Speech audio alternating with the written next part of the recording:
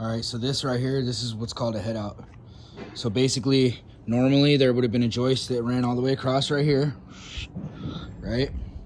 But instead, there's a bathroom down here. So you got some venting and different plumbing pipes and stuff that's gonna come out of this bathroom. And the pipes are gonna come up right where this joists were at.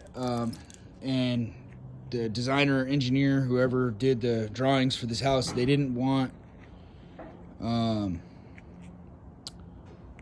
to move these, even though you're allowed to move them around a little bit, but for whatever reason, maybe in this floor it's supporting something.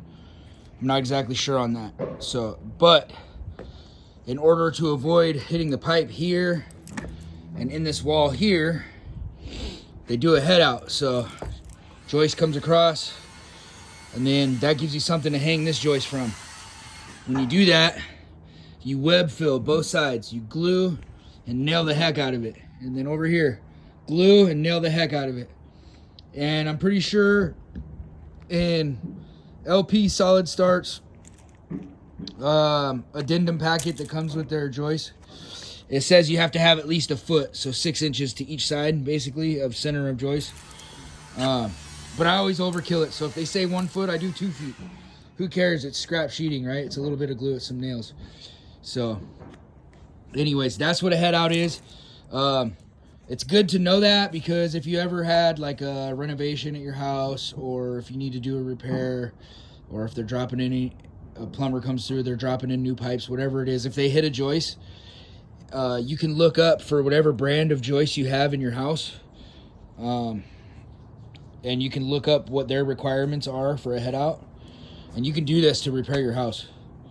And another good thing that I could show you that's good for renovations is that you have these rim, and if you have a rim at your house when it was built, if there's ever dry rot or anything that gets up into here, right, just whatever it is, bad installation from your siding, or your house is pretty old, whatever the case may be, if you start having dry rot or any kind of damage or bugs or whatever into this rim, what you do is you crawl under your house and you cut a bunch of blocks that are the same height as the rim you have. So like when I do a repair, I'll order enough rim for the length of rim that I'm replacing times 2.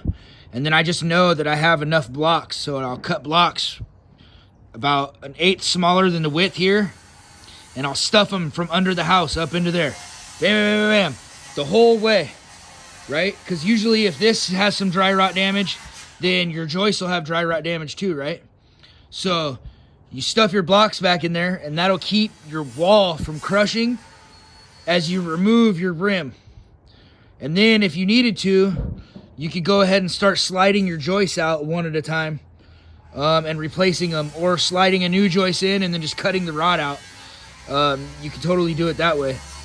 But that gives you good ideas if you need to repair exterior rim damage on your house for whatever reason.